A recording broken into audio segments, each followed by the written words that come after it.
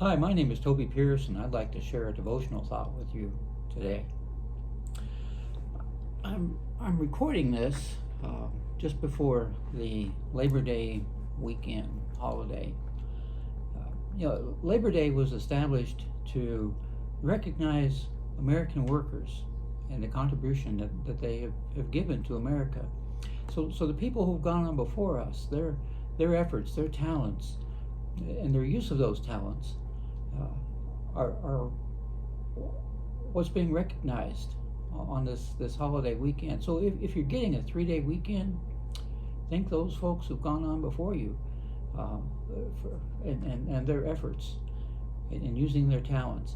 And thinking about that, I'd like to take a look at the parable of the talents that Jesus tells us, that's recorded for us in Matthew chapter 25. Matthew chapter 25, beginning verse 14. For it will be like a man going on a journey, who called his servants and entrusted them to his property. To one he gave 5 talents, to another 2, to another 1, to each according to his ability. Then he went away. He who had received the 5 talents went at once and traded with them, and he made 5 talents more. Also he who had the 2 talents made 2 talents more. But he who had received the 1 talent went and dug in the ground and hid his master's money. Now after a long time the master of those servants came and settled those accounts with him. And he who had received the 5 talents came forward, bringing 5 talents more, saying, Master, you delivered to me 5 talents. Here I have made 5 talents more. His master said to him, Well done, thou good and faithful servant. You have been faithful over a little, I will set you over much. Enter into the joy of your master. And he also who had the 2 talents came forward, saying, Master, you delivered to me 2 talents. Here I have made 2 talents more. His master said to him, Well done, good and faithful servant. You have been faithful over a little, I will set you over much. Enter into the joy of your master. He also who had received the 1 talent came forward, saying, Master, I knew you to be a hard man, reaping where you did not sow, and gathering where you scattered no seed. So I was afraid, and I went and hid your talent in the ground. Here, you have what is yours. But his master answered him, You wicked and slothful servant, you knew that I reap where I have not sown, and I gather where I scattered no seed? Then you ought to have invested my money with the bankers, and at my coming I should have received what was my own with interest. So take the talent from him and give it to him who has the 10 talents. For to everyone who has will more be given, and he will have an abundance.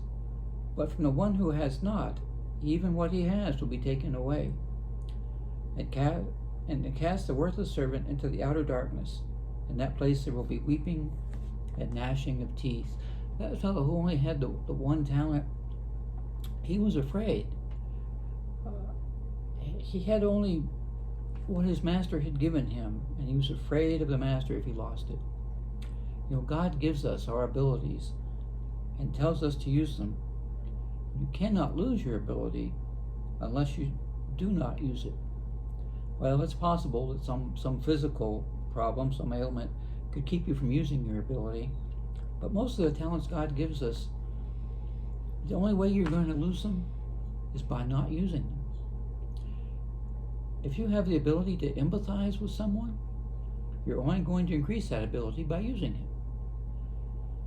And you're only going to lose it by not using it.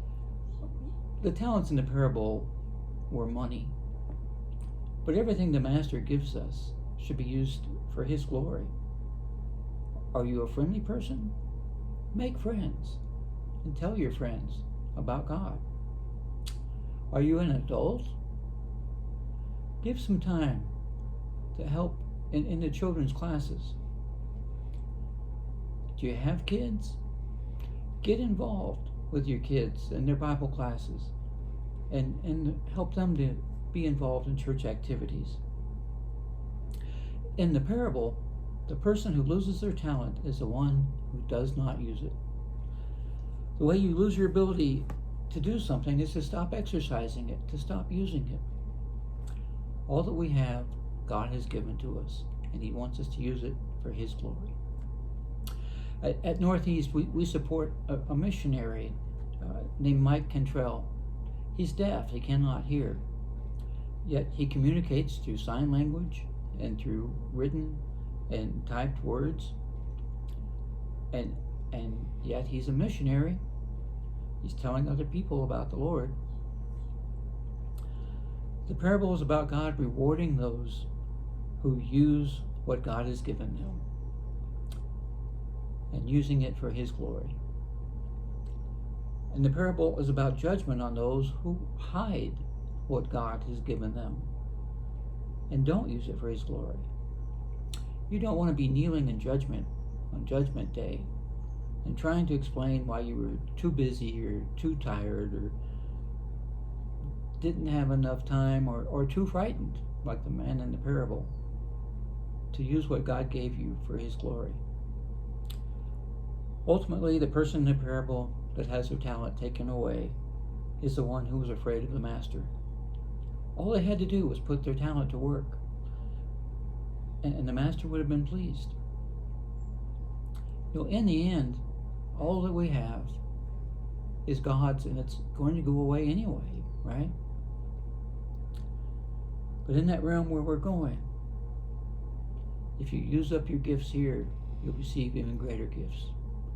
And if you hide your gifts here and don't use the abilities that God gave you here, well, even what you have is going to be taken away. Think about what you can do for the Lord. The kids at church need you to step up and teach.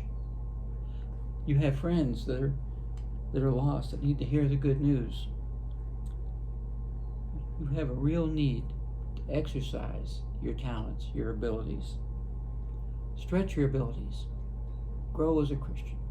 I hope you have a blessed day.